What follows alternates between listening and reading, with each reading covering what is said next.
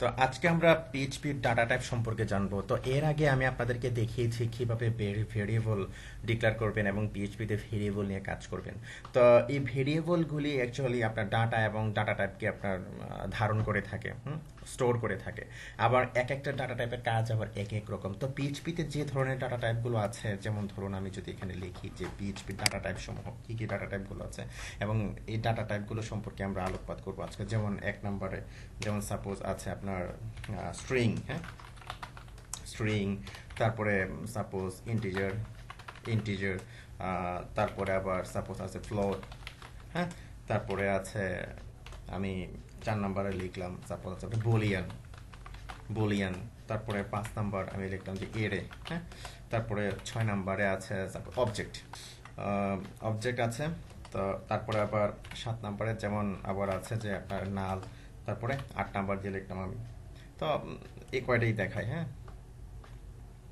তো অ্যাকচুয়ালি আরেকটা, এটাকে অ্যাকচুয়ালি ডাটাবেস ডাটা টাইপ বলা যাবে না অ্যাকচুয়ালি, এটা অ্যাকচুয়ালি আপনার ডাটা সোর্স। একটা example of data source actually আপনার যখন ডাটাবেস আমরা কল করি তাহলে আপনার রিসোর্স অ্যাকচুয়ালি, হ্যাঁ, রিসোর্স। তো যাই হোক আমি এই সম্পর্কে বিস্তারিত আলোকপাত করব। তো প্রথম আছে সাপোজ স্ট্রিং।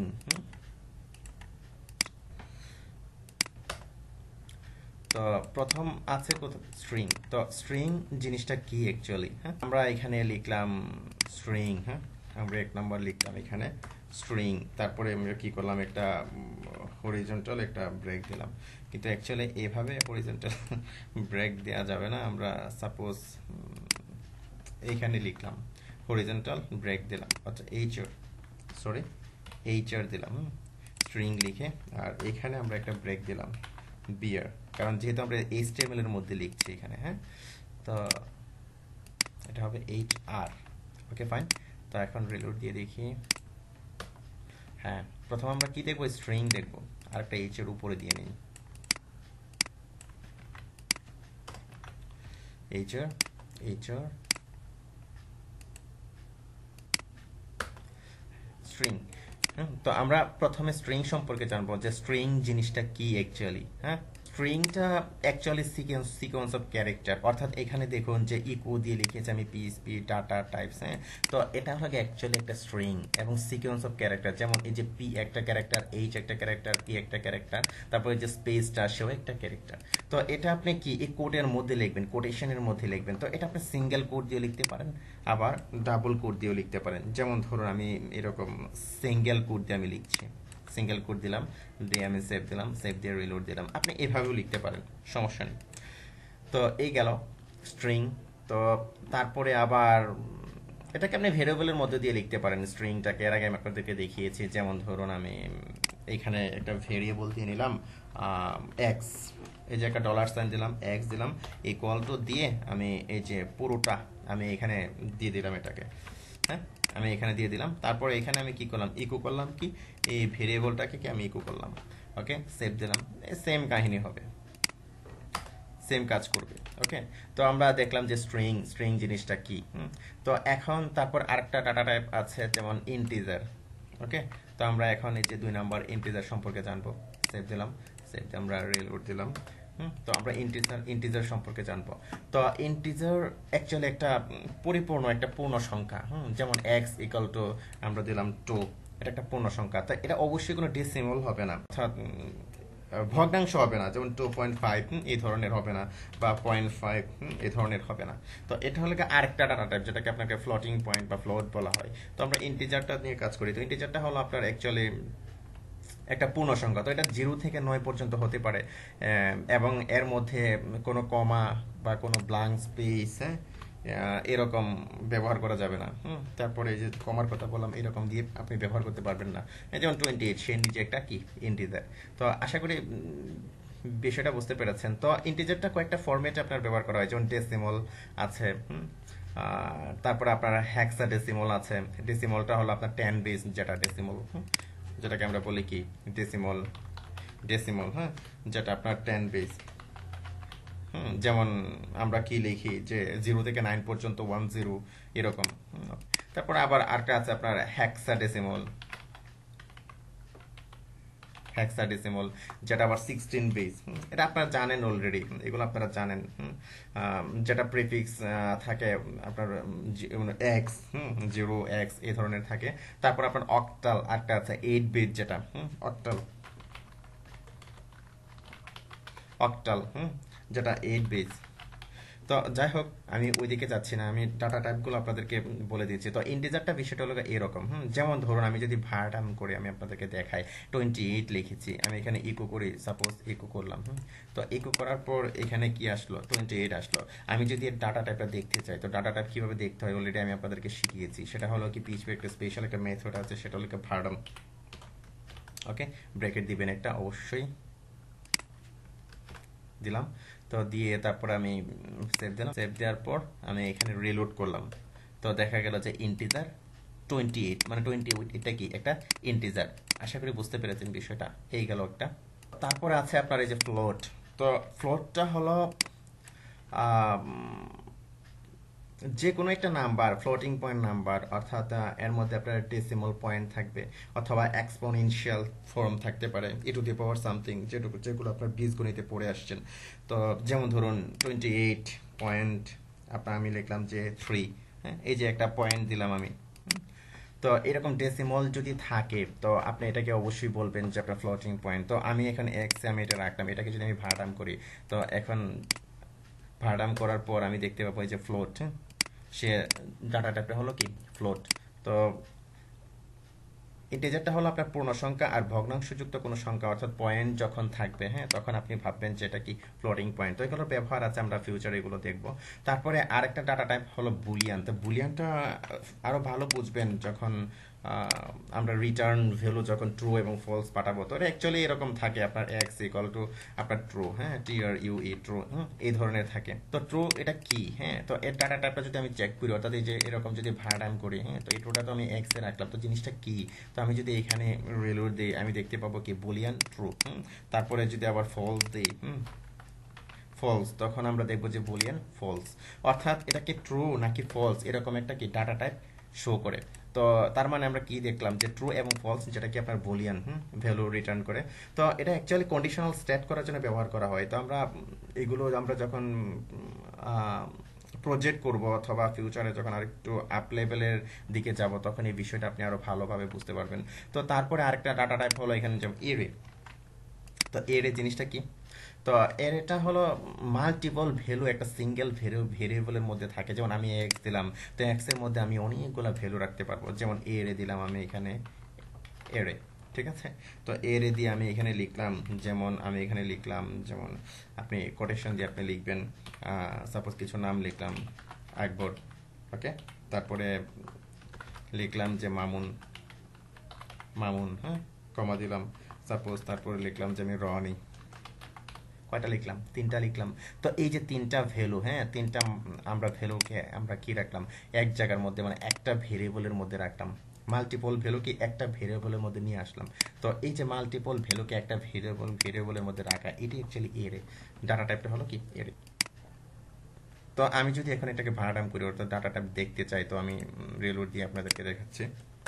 তো এখানে দেখুন যে এটা সাইজ হলো 3, অর্থাৎ 3 কি যে 1 2 3 এবং টোটালটা চলে আসছে। যেমন এর পজিশনগুলো কাউন্ট 0 থেকে, অর্থাৎ এটা হলো 0, এটা হলো 1, এটা হলো 2।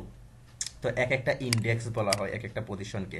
তো দেখুন 0-তে আছে কি আকবর, যেটা লেংথ হলো 5, অর্থাৎ 1 2 3 4 5 ক্যারেক্টার, 5টা ক্যারেক্টার আছে। তারপরে 1 নম্বর পজিশন, অর্থাৎ এটা যদি 0 হয়, এটা 1 এটা 2, 1 নম্বর পজিশনে আছে কি মামুন, তো মামুন 1 নম্বর পজিশনে স্ট্রিং, 2 নম্বর পজিশনে আছে কি রনি। তো সাইজ হলো 3, তার মানে কি এখানে 3টা কি আমরা ভ্যালু রেখেছি। তো এইভাবে কি আমরা এর ব্যবহার করব, অর্থাৎ এর বিষয়টা অ্যাকচুয়ালি আপনারা বুঝতে পেরেছেন যে যেখানে অনেকগুলো ভ্যালুকে আমরা একটা ভেরিয়েবলের মধ্যে রাখি, তখন অ্যাকচুয়ালি এটাকে এর বলা হয়। তো আর এর আরো কনসেপশন আপনারা ক্লিয়ার হবেন যখন ফিউচারে দেখাবো আমরা এর ব্যবহার মাল্টি ডাইমেনশনাল এরে, হ্যাঁ, যখন আমরা অর্থাৎ এর মধ্যে এরে এগুলো আমরা দেখাবো। তো আরেকটা ডাটা টাইপ আছে, যেমন সেটা হলো অবজেক্ট। অবজেক্ট আরেকটা ডাটা টাইপ আছে। তো অবজেক্টটা হলো একটা ডাটা টাইপ, যেটা ডাটা স্টোর করে এবং ইনফরমেশন স্টোর করে, এবং এটার মেইন ফোকাসটা হলো যে how to process that data, এবং ডাটাটা মানে সে কিভাবে প্রসেস করছে। তো অবজেক্টটা এক্সপ্লিসিটলি ডিক্লেয়ার করা হয়। তো এই বিষয়গুলো আরো ভালোভাবে বুঝবেন যখন অবজেক্ট ওরিয়েন্টেড পিএইচপি এটা নিয়ে কথা বলা হবে, তা আলোকপাত করা হবে। তো আজকে সিম্পল একটা ধারণা দিই আপনাদেরকে, হ্যাঁ। তো জিনিসটা কিভাবে কাজ করে, অবজেক্টটা কিভাবে তৈরি করতে হয়। তো যেমন ধরুন, প্রথম আপনি যে কাজটি করবেন, একটা ক্লাস নেবেন। এখানে একটা ক্লাস নিলাম, ক্লাস কিওয়ার্ড দিয়ে আমরা লিখলাম এখানে স্টুডেন্ট স্টুডেন্ট লিখলাম। ওকে, তো স্টুডেন্ট লিখে আপনি সেকেন্ড ব্র্যাকেট দিবেন। সেকেন্ড ব্র্যাকেট দেওয়ার পর এর মধ্যে আপনি কিছু লিখবেন। যেমন সাপোজ আমি একটা মেথড ডিক্লেয়ার করলাম এখানে, ফাংশন, যেটা আমরা কোনো ক্লাসের মধ্যে যখন আপনি কোনো ফাংশন লিখবেন এটাকে বলা হয় মেথড। হ্যাঁ, ফাংশন আমি লিখলাম যে ডিপার্টমেন্ট, একটা স্টুডেন্ট ডিপার্টমেন্ট লিখলাম। তো ডিপার্টমেন্ট লিখে আমি জাস্ট এর একটা রিটার্ন ট্যাব দিয়ে দিলাম এখানে। সাপোজ সে রিটার্ন করবে সাপোজ আমি এখানে লিখলাম যে ফিজিক্স। ওকে, তো এখানে আমি কি করলাম যে রিটার্ন করলো ফিজিক্স। তো তারপর আমি আরেকটা মেথড লিখলাম, একটু জটিল হয়ে যাচ্ছে না? আচ্ছা, বিষয়টা বোঝার চেষ্টা করুন। আমি আরেকটা লিখলাম, সাপোজ এখানে দিলাম ডিটেলস। তো অবজেক্ট ওরিয়েন্টেড পিএইচপি নিয়ে যখন আলোচনা করবো এই জিনিসগুলো আরো ক্লিয়ার হয়ে যাবেন। তো ডিটেলস লিখলাম। তো ডিটেলস লেখার পর আমি এখানে লিখলাম যে দিস দিস দিস লিখে আমি জাস্ট কি করলাম, এই যে ফাংশনটাকে অর্থাৎ এই মেথডটাকে আমি এখানে দিয়ে দিলাম। হ্যাঁ, তো এখন এই যে দিস লিখলাম, দিস জিনিসটা কি? দিস জিনিসটা হলো আপনি যে ক্লাসে আছেন এই ক্লাসটাকে সে রেফার করে, এই দিস কিওয়ার্ডটা, এবং ওই ক্লাসের কি এই মেথডটাকে সে কি রেফার করলো। তো আমি চাচ্ছি যে এটাকে, হ্যাঁ, এই যে এখানে কি রিটার্ন করলো সে, পিএইচপি সে রিটার্ন করলো আপনার ফিজিক্স রিটার্ন করলো। তো এই ফাংশনটাকে অর্থাৎ এই মেথডটাকে আমি রাখলাম কোথায়, এই মেথডের মধ্যে আমি রাখলাম। ইচ্ছে করলে আমি এটাকে এখানে প্রিন্ট করতে পারি, অর্থাৎ ইকো করতে পারি। আমি এখানে ইকো করলাম। তো অ্যাকচুয়ালি এভাবে ইকো করলে সে শো করবে না। ক্লাসের মধ্যে আমি ইকো করলাম, দেখবেন শো করবে না, কোনো কিছু শো করছে না। তো আপনাকে অবশ্যই কি করতে হবে, এর একটা অবজেক্ট তৈরি করে নিতে হবে। হুম, এই ক্লাসের বাহিরে, এই যে ক্লাসটা কি এখানে শেষ হলো, এই ক্লাসের বাহিরে আমি একটা অবজেক্ট তৈরি করে নেব। যেমন আমি অবজেক্ট তৈরি করবেন কিভাবে, এই যে নিউ কিওয়ার্ড দিয়ে নিউ স্টুডেন্ট, আমি একটা অবজেক্ট তৈরি করে নিলাম। নিউ কিওয়ার্ড দিয়ে আমি ক্লাসটা নিলাম, তো অবজেক্ট তৈরি করে নিলাম। তো এখন এটাকে আমি একটা ভেরিয়েবলের মধ্যে রাখবো, এসটি এসটি ইকুয়াল টু এই যে নিউ স্টুডেন্ট। তো এখন আমি এই যে ভেরিয়েবলটা দিলাম, এই ভেরিয়েবলের মাধ্যমে আমি অ্যাক্সেস করব কোথায়, এখানে অ্যাক্সেস করব, অর্থাৎ এই ফাংশনটাতে অ্যাক্সেস করব, মেথডটাতে। এই যে এরকম দিবেন আপনি এরো সাইনের মতো, তারপরে এই যে এরকম ক্লোজ করে দিবেন আপনি সেমিকোলন দিয়ে। তো এখন আমি এখানে কি করলাম, এটাকে ইকো করলাম, তাই না? তো ইকো করার কারণে এখন যদি আমি রিলোড দেই, রিলোড দেওয়ার পর কিন্তু এখানে শো করছে কি ফিজিক্স। ওকে, অর্থাৎ এই ফাংশনটা, অর্থাৎ এই মেথডটা কল করছে এই মেথডটাকে, আর এই মেথডটা রিটার্ন করছে কি ফিজিক্স রিটার্ন করছে। তো এখন এই যে যে টাইপটা সে রিটার্ন করছে, আমি এখানে এটাকে কি করছি, ইকো করছি। তো আপনি চাচ্ছেন যে না এখানে, আচ্ছা থাক আপাতত, আর খুব ক্লোজ অর্থাৎ খুব আপডেটের দিকে যাওয়ার দরকার নেই। এই জিনিসটা একটু বোঝার চেষ্টা করুন যে প্রথমে আমি কি করলাম, একটা ক্লাস তৈরি করলাম। তো ক্লাসের মধ্যে আপনি প্রপার্টি ডিক্লেয়ার করতে পারবেন, অর্থাৎ ভেরিয়েবল নিতে পারবেন। পাবলিক সাপোজ দিলাম আমি রোল, এখানে ডিফাইন করে দিলাম সাপোজ 3। তো এখানে আমি পাবলিক লিখলাম। তারপরে এইগুলো অ্যাকচুয়ালি আমি পরে আলোচনা করছি এই বিষয়গুলো, আপাতত এই জিনিসগুলোই দেখেন যে আমি একটা ক্লাস নিলাম, ক্লাসের ভিতরে কি আমি ফাংশন নিলাম, ঠিক আছে? তো ফাংশনের মধ্যে দেখা গেল যে আমি একটা টাইপ কিছু রিটার্ন করলাম, যে ভ্যালুটা সে রিটার্ন করলো এটাকে আমি একটা ফাংশনের মধ্যে প্রিন্ট দিলাম। তো এখানে দিস কিওয়ার্ড দিয়ে আমি কি করলাম, এই ফাংশনের ভ্যালুটা অর্থাৎ এই মেথডটাকে আমি ধরলাম। দিস মানে কি, এই ক্লাস, এই ক্লাসের এই মেথডটাকে, ওকে, এখানে ইকো করলাম। এখন আমি কি করব, এটাকে আমি অ্যাক্সেস করব। তো অ্যাক্সেস করার জন্য অবশ্যই যে ক্লাস আপনি তৈরি করেছেন সেই ক্লাসের একটা অবজেক্ট আপনাকে তৈরি করতে হবে, এবং অবজেক্ট তৈরি করার সিস্টেম হলো আপনার নিউ কিওয়ার্ড দিয়ে অবজেক্টটা তৈরি করে নিউ কিওয়ার্ড দিবেন, তারপর ওই ক্লাস ওই ইয়েটা দিবেন। তো এখানে অবজেক্ট তৈরি করার জন্য আপনার যে ব্র্যাকেট দিতে হবে তাও না, ব্র্যাকেট না দিলে এখানে কাজ করবে। যেমন ধরুন আমি ব্র্যাকেট দিলাম না, রিলোড দিলাম, তাও কাজ করছে, সমস্যা নেই। তো যাই হোক, তো এখন আমি দিলাম, এভাবে লিখলাম, অর্থাৎ নিউ কিওয়ার্ড দিয়ে আপনি ক্লাসটা লিখবেন। তো ক্লাসটা লিখে এই যে একটা ভেরিয়েবলের মধ্যে রাখবেন, রাখবেন ভেরিয়েবল দিয়ে আপনি এই যে এরকম এরো সাইনের মতো দিয়ে আপনি তারপরে আপনি এই যে যেটাতে আপনি অ্যাক্সেস করতে চান সেটা আপনি লিখবেন। ওকে, তো আশা করি বিষয়টা বুঝতে পেরেছেন যে কিভাবে ক্লাস তৈরি করতে হবে, কিভাবে অবজেক্ট তৈরি করে আপনি ডাটাগুলো রাখবেন, ডাটাগুলো প্রসেস করবেন। ওকে, তো তারপর আরেকটা ডাটা টাইপ হলো নাল। ওকে, তো নাল ডাটা টাইপ হলো, নালটা অ্যাকচুয়ালি একটা স্পেশাল ডাটা টাইপ। এই বিষয়টা মনে রাখবেন, নালটা হলো একটা স্পেশাল ডাটা টাইপ। তো এটার একটাই মাত্র ভ্যালু থাকে, সেটা হলো আপনার নাল। অর্থাৎ একটা মাত্র ভ্যালু থাকবে, সেটা হলো নাল। যেমন আমি বিষয়টা বলছি আপনাদেরকে, তো এটা কিন্তু অ্যাকচুয়ালি জিরো না, অবশ্যই এটা মনে রাখবেন। এবং এমটিও বলা যাবে না, এটা নাল। নাল নালই, সে নিজে একটা ডাটা টাইপ। যেমন সাপোজ আমি এর আগে লিখেছিলাম এক্স, হ্যাঁ, তাই না? তো এক্স ইকুয়াল টু আমরা সাপোজ এখানে দিলাম, সাপোজ আমরা এখানে লিখলাম যে পিএইচপি ইজ নাইস, নাইস। ওকে, তো এখন আমরা যদি এখানে এটাকে ভাড়াম করি, ভাড়াম করি, অর্থাৎ ডাটা টাইপ যদি চেক করি, তাহলে তাহলে সে কি রিটার্ন করবে? দেখুন, সে রিটার্ন করছে কি? স্ট্রিং রিটার্ন করছে। হুম, তো এখন আমি যদি এখানে এক্স কে যদি আমি নাল ডিফাইন করে দিই, এক্স ইকুয়াল টু আমরা দিলাম সাপোজ নাল। হুম, তো যেহেতু আমরা এটা দিয়েছি, এটা প্রায়োরিটি পাবে না, তো তারপর আমি এটাকে ব্র্যাকেটের মধ্যে রেখে দিয়ে দিলাম, অর্থাৎ ব্র্যাকেট না, অ্যাকচুয়ালি কমেন্টের মধ্যে দিয়ে দিলাম, সেভ দিলাম। তো সেভ দেওয়ার পর আমি এখন এই এক্সটাকে চেক করব। ওকে, রিলোড দিলাম। তো এখানে দেখুন যে নাল, সে কিন্তু নিজেই কিন্তু একটা ডাটা টাইপ। নাল কিন্তু কি, সে নিজেই কিন্তু একটা ডাটা টাইপ। কিন্তু এখানে যদি আমি 1 দিতাম, তাহলে দেখবেন যে সে ইন্টিজার লিখতো এখানে। 1 শো না করে কি এই যে ইন্টিজার 1 শো করছে।